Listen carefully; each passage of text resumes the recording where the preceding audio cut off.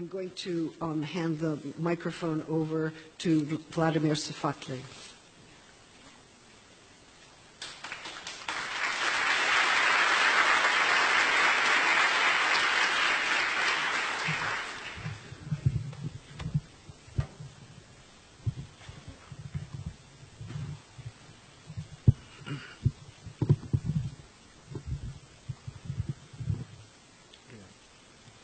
Ok, então eu gostaria de inicialmente agradecer a presença de todos vocês aqui, dentro de um colóquio como esse, com objeto de tantas polêmicas.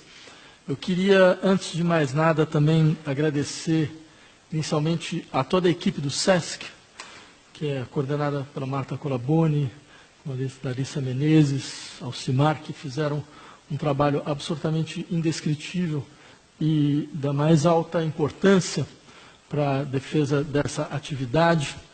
Também gostaria de aproveitar esse momento e agradecer todas as pessoas que fizeram parte da nossa comissão organizadora, em especial Maria Cristina Longo, Virginia Ferreira, Mariana Pimentel, D'Angela Biorama, Felipe Catalani, Victor Bergazzi, Bruno Belém, e também que deram seu suporte da Universidade de Berkeley, como a Brianna George, Ramsey McGlover, que permitiram, então, que um evento dessa natureza pudesse ser realizado, né? Eu gostaria de fazer uma breve colocação e pedir um pouco de desculpas, inicialmente, por fazer algo, digamos, muito mais militante do que normalmente eu faria, mas acho que, devido ao contexto do que nosso colóquio foi recebido, me parece que talvez seria o que eu poderia acrescentar de mais significativo nessa abertura, né? Porque talvez a nossa questão inicial seja o que significa trazer essa discussão sobre os fins da democracia, estratégias populistas, ceticismo em relação à democracia, a procura pela soberania popular, para o Brasil do final de 2017.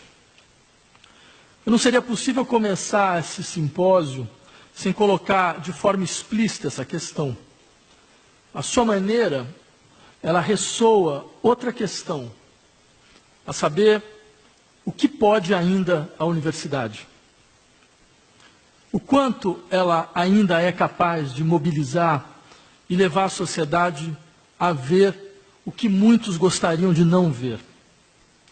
Porque é fato que poucos foram os simpósios feitos no nosso país que tenham sido alvo de tanta ameaça e tanta pressão por cancelamento quanto o nosso.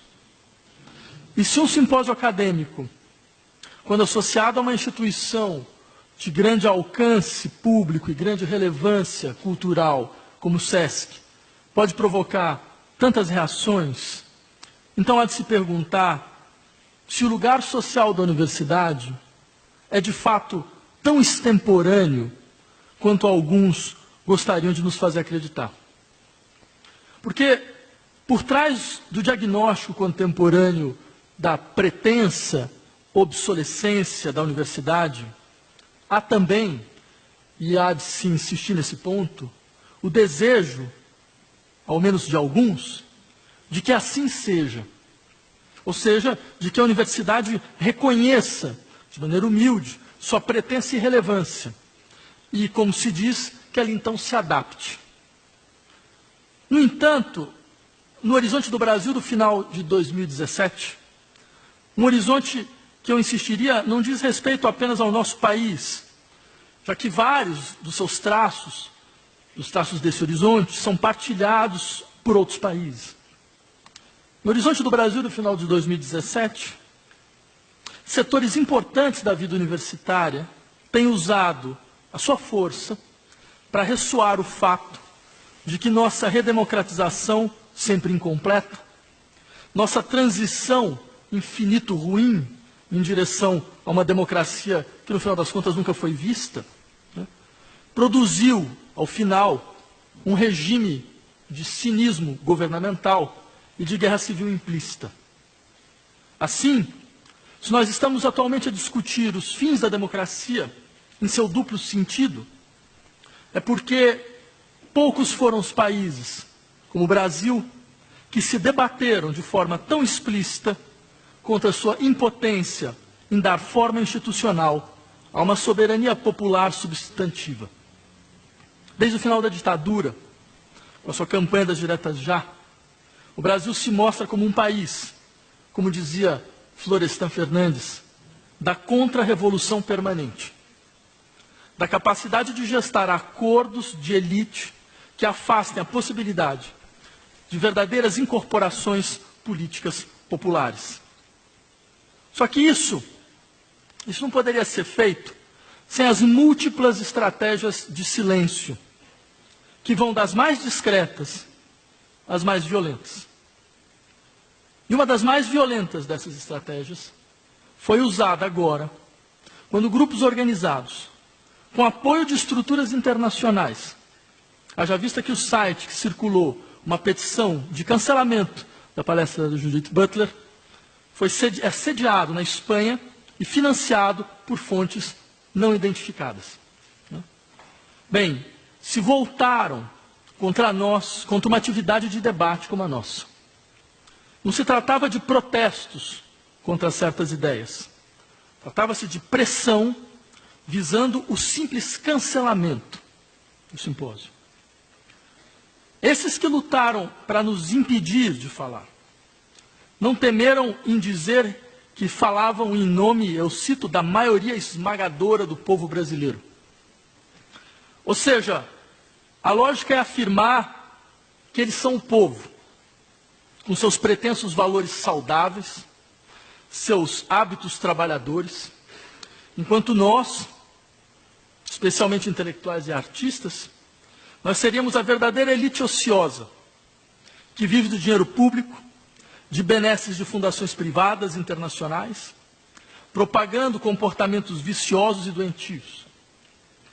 Enquanto eles ficam calados diante do sistema neoliberal de blindagem das elites financeiras, que drenam as riquezas do país e tomaram de assalto o poder político, procurando chantagear a soberania popular através da ameaça da desconfiança dos mercados, eles querem fazer acreditar que artistas intelectuais seriam os verdadeiros sanguessugas das riquezas nacionais.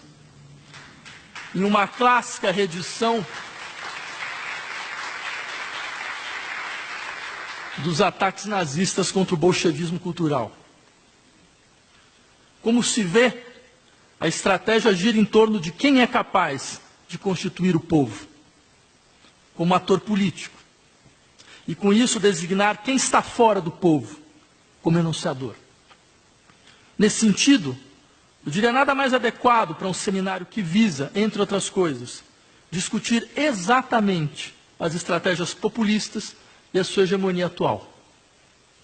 Por isso, talvez seja o caso, então, de inverter essas acusações e lembrar, afinal, pois há momentos em que as estratégias populistas são necessárias, mesmo que provisoriamente necessárias. Uma lembrança que pode nos levar a dizer àqueles que tentaram simplesmente nos calar, dizer em alto e bom som: não, vocês não são o Brasil. Vocês habitam em outro país.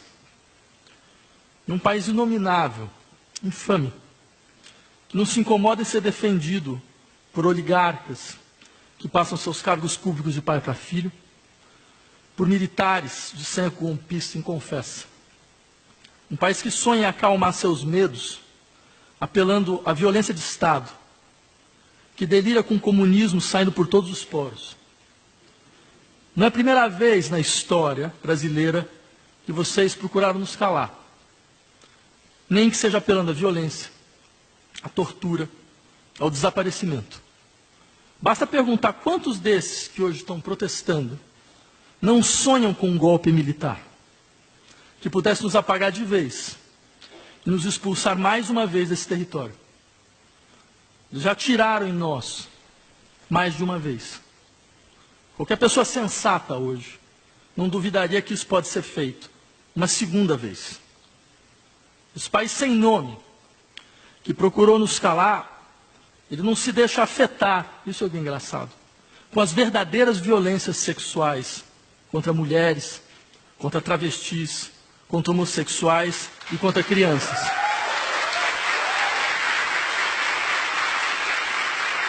Ele é completamente indiferente à espoliação da classe trabalhadora através de aparatos legais desenvolvidos para retirar toda a capacidade de organização e luta de quem recebe salários miseráveis e humilhações cotidianas. Um país que nunca se afetou por seus próprios genocídios indígenas e por seu racismo. E como se diz aqui, não existiria, né? Já que nós louvamos a miscigenação. Só que esse país, ele nunca foi o Brasil.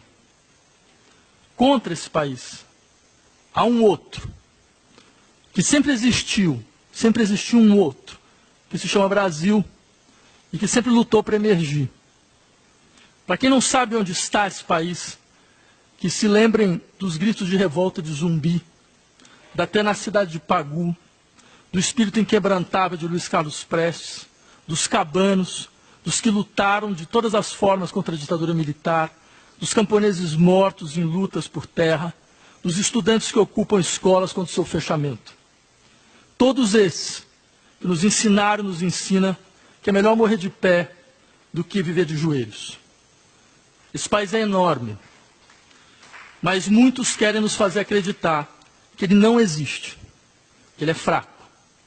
Contra esses que querem nos colonizar através da imagem da nossa pretensa fraqueza, há de se lembrar, nós já estivemos aqui antes. Nós já fomos ameaçados outras inúmeras vezes. E nós continuamos aqui, sem ser calados. Pois no fundo nós sabemos, como disse Walter Benjamin, e eu cito, o passado traz consigo um índice misterioso, que o impele a redenção. Pois não somos tocados por um sopro do ar que foi respirado antes. Não existe nas vozes que escutamos ecos de vozes que emudeceram. Não tem as mulheres que cortejamos, irmãs que elas não chegaram a conhecer. Se assim é, existe um encontro secreto, marcado, entre as gerações precedentes e a nossa. Alguém na Terra está à nossa espera. Nesse caso, como a cada geração, foi-nos concedida uma frágil força messiânica, para a qual o passado dirige um apelo. Esse apelo não pode ser rejeitado impunemente. Muito obrigado.